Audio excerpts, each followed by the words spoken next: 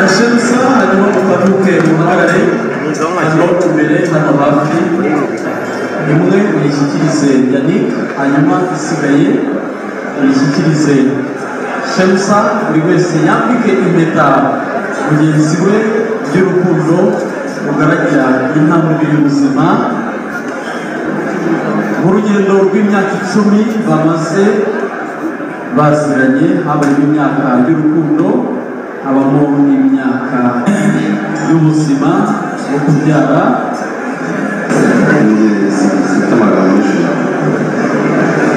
kubera ko maze imyaka myinshi nigeze kubera Imana yabaye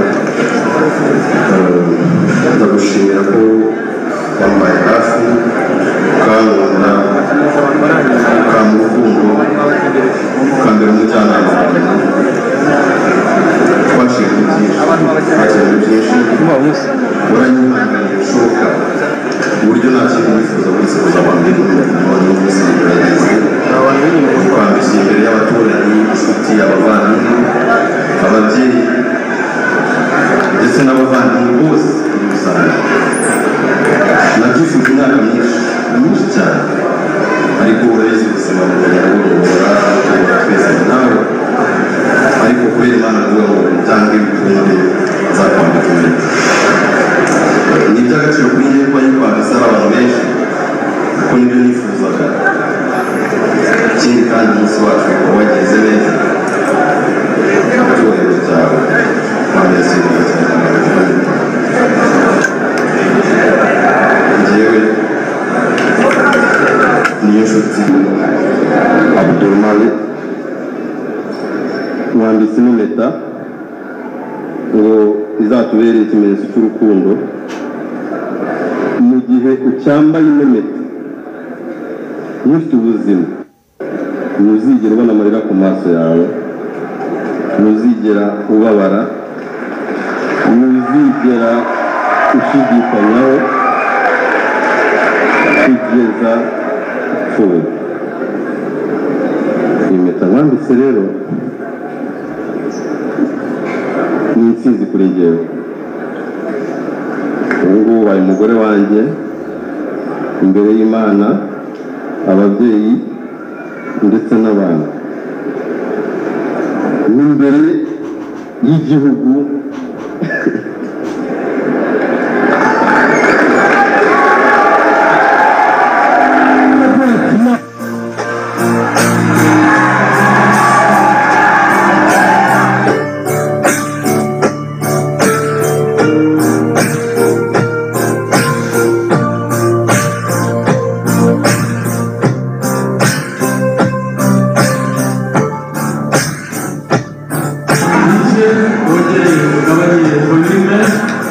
maze nsabe abateraniye ahantu twese dutuze dutege amatwi Shensa tuza guha umugabo we akaba umukunzi we akaba papa w'abana be rwa rugendo rw'igihe gikomeye bamaranye afite ubutumwa yifuza kumugezaho amwambika impeta sinzi niba namwe muri kubona amashyushyu Kiramana afite yo kwambara iyi mpeta uyu mwanya reka tuwuharire Shensa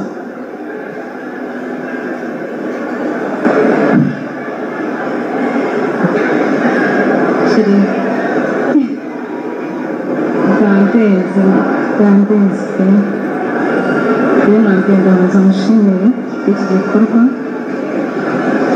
ndabanza mushimire ku bw'iki gikorwa wanekeje abakozi cyane gusa nabirenze navuga nuko nzi ko umugisha kuri njyewe umugisha kuri njyewe ibyo byonyine birahagije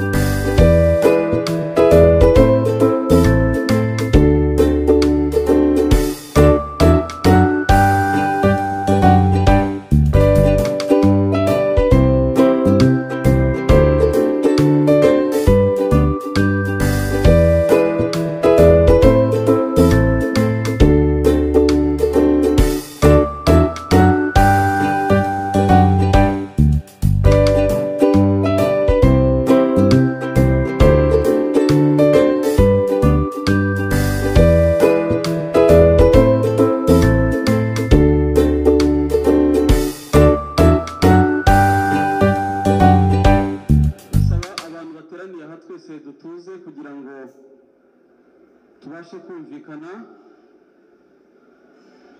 kuko mbonye itangazo rikomeye ubwo Shemusa yatambukaga hano imbere. Hari itangazo mbonye kandi bigaragara ko riri ku rupapuro rw'umuhondo, ariyo mpamvu ngiye kubanza kuribagezaho kugira ngo dukomeze n'izindi gahunda. Itangazo rya mbere riragira riti: ikigo cy'igihugu cy'imisoro n'amahoro Rwanda Revenue Authority kiramenyesha abaturarwanda by'umwihariko abateraniye ku Gisozi muri Romantic Garden. Abona ni itariki ya 2 Werurwe bayishyizeho 2024, kandi subiremo nitonze. Ikigo cy'igihugu cy'imisoro n'amahoro Rwanda Revenue Authority kiramenyesha abaturarwanda by'umwihariko abari mu bukwe bwa Kiramani na Shemusa ko umusoro watangwaga ku mashyi wakuwe wa rubuntu. Amashyi menshi twakira umugeni. Uwashyize umukono ku itangazo yasoje agira ati: bikorewe i Kigali tariki ya 2 Werurwe 2024. Udakoma ayo mashyi yo kwakira umugeni mwiza bamufate nk'umuvumba. Murakoze cyane. Amashyi menshi twakira Shemusa. Abo twateguye turi kumwe naryongeye kuribagezaho muri ubu buryo. Turabasuhuje kandi tubifurije ibihe byiza mwese mukurikiye gahunda za TV z'u Rwanda, mwese mukurikiye RBA ku isi hose. Tubaha ikaze muri uyu mwanya w'amakuru, shabageza amakuru yacu tugiye kugezwa n'umunyamakuru wamaze kujya mwahumeye amashyi nkakomeza imiryango iteranya. Ni umugoroba udasanzwe, ni umugoroba w'ibyishimo, aho imiryango yombi iteraniye ku Gisozi muri Romantike. Umunyamakuru wacu ahagera yasanze umwe mu basaza babutashye agira ati: kuko Kiramani aje umuryango wacu. Nuko imyaka musabari n'umugore iyi tariki harabyeyi twari tuyitegereje. Ntabwo ari uyu musaza gusa wavuze iri jambo muri ubu bukwe, cyane ko bamwe mu bahanzi bo mu Rwanda barimo n'abanyamakuru batangaje ubu bukwe. Umwe mu banyamakuru akaba yaragize ati: it is on 2.3 Kiss FM, Kigali's number one hit music station. Of course, this is Austin live in Kigali. This coming weekend, hey, Austin azaba hari nawe. This coming weekend nzajya mu bukwe bwa Kiramani. Mujye muvuga ngo abahanzi ngo tujya kujya mu bukwe. Austin nanjye ndaje mbatungura this coming weekend. Mwahumeye amashyi miryango iteraniye aha. Umuhanzi akaba n'umunyamakuru sibyo kuba aratangaje ibijyanye n'ubu bukwe. Hari abibyamamare bo mu Rwanda barimo abo Kiramani na Shemusa basanzwe bakunda, barimo uyu muhanzi wabasuhuje agira ati: murakoze cyane, nitwa Bulldog. Nakabaye ndi guhogoza ariko ijwi ryagiye, ariko ndagira ngo mbabwire ko Kiramani kuva kera ari umukoboyi kandi uzakomeza ari umukoboyi, sibyo? Ntabwo ari umuhanzi Bulldog gusa, cyane cyane mu bahanzi nyarwanda bakuzwe by'umwihariko batashye ubukwe nawe akaba yabasuhuje muri ubu buryo. Thank you so much. Nitwa Medi. Last time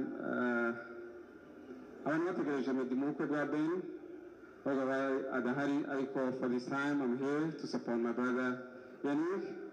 I want to say this celebration is very unique, and he has also got nabako afite umugeni mwiza. Tumwirimbire my vow, tumwe slowly, tubanziwe ndashaka kumwita Mimi, see you, because this day is very special, kandi amateka y'igihe bamaranye mu rukundo.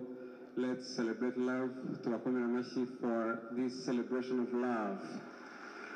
ntabwo ari umuhanzi Meddy gusa cyane cyane umwe mu bahanzi batashye ubukwe zimwe mu ndirimbo ze zirimo iyi akaba yaririmbiye abatashye ubu bukwe agira ati I'm celebrating love akenshi mera kuri my favorite music iyi ngiyi turayiririmbana sibyo muriteguye twagiye uwe nkunda ni wowe uwe bifuza ni wowe nutamara kobaye tugasubiramo one more time nutamara kobaye mwikomera amashyi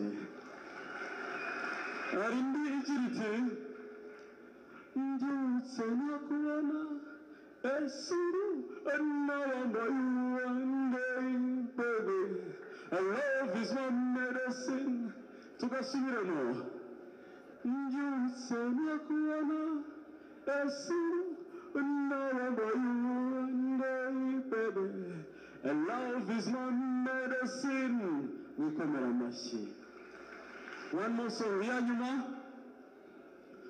uko kibazi cyangu cy'umutima uhura wikomera amashyi menshi cyane akoze cyane nk'umubyeyi w'imfura yanjye niyo nshuti Yannick Kiraman ndanezerewe cyane nyuma y'impano tubahaye irimo impano zitandukanye turishimye cyane ngira ngo ubwo twateguraga ubukwe hari ibyo twamusobanura ukumva ntabyumva ndetse aza no kunseka cyane ati papa rwose nta bundi bukwe nzi uretse ubukwe bwawe none uyu munsi utashye ubwawe ukuza ubukwe bwawe uri umugabo uhamye kandi ngira ngo mwese mwabibonye uwabihakana ntabwo yamuha amashyi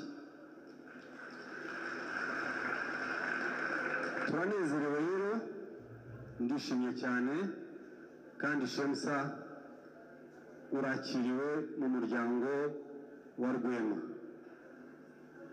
tuzagukunda ufite baramukazi bawe bagukunda natwe nk'ababyeyi turagukunda kandi turabifuriza ibyiza bituruka ku Mana tubaragije urukundo kuko natwe dukoze mu rukundo nyuma ya ziriya mpano kandi nk'uko tubifuriza ko mwahorana amata ku ruhimbi tubagabiye inyana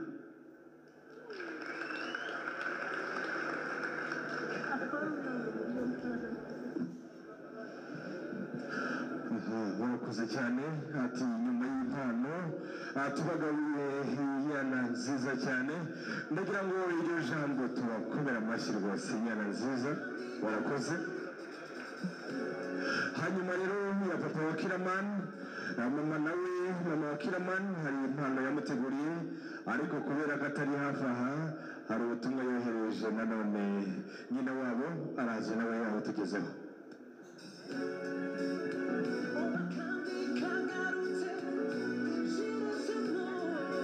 murakoze cyane natwe duhagaze nk'umuryango y'amani ari we Yannick ariko tukaba njyewe ndi nyina wa Yannick mama akaba ari mukuru wanjye nkaba muhagarariye hano uno munsi kubera adahari ari hanze ubwo rero yadutumye Kiramani Yannick wacu ataragukunda takwifurije urugo rwiza nk'umuhungu we w'imfura ati kandi turakwakira mu kazana nawe nikaze mu rugo ati kandi aragukunda cyane ati akwifurije imigisha yose ya kibyeyi nubwo ari kure ariko mwari muri kumwe ati numbona wumve ko ari we ati rwose uzubake Imana izakubakire izahirwe ndetse no mu kazana ati karibu kandi ugubwe neza ati arabakunda cyane kandi nanone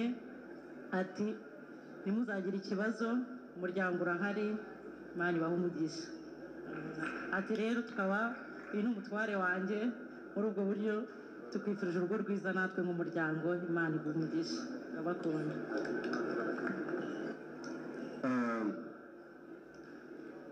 uyu mubona aha ngaha ndamushimira cyane kuko yarandeze kuva nyiri umwana, yawize n'umwana we, yabaye inshuti yanjye cyane, yari umubyeyi nisanzuragaho, bamubwira buri kimwe nifuza, ndetse nawe akagikora atitaye ko nari umwana we, ariko akagikora ashimisha n'umwana wiwe. Ndagushimira cyane, warakoze kundera, warakoze kundera umubyeyi.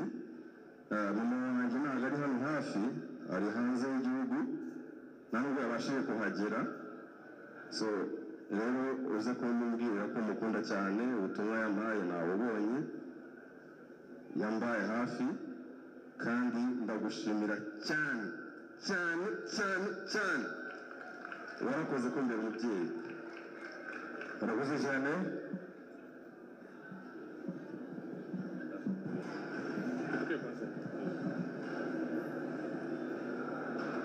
Hakurikireho impano y'abakinnyi b'urunana. Okay, nitaongea mkiswahili samahani. Siseme mingi ila nawapongeza wote na nawapatia nawaombea baraka katika nyumba yao, wazae, walee na wakulishe watoto wao salama. Kwa vyovyote napoongea namshukuru Mungu kwa jinsi naposhukuru. Sina mengi ya kuongea zaidi hapo. Asante.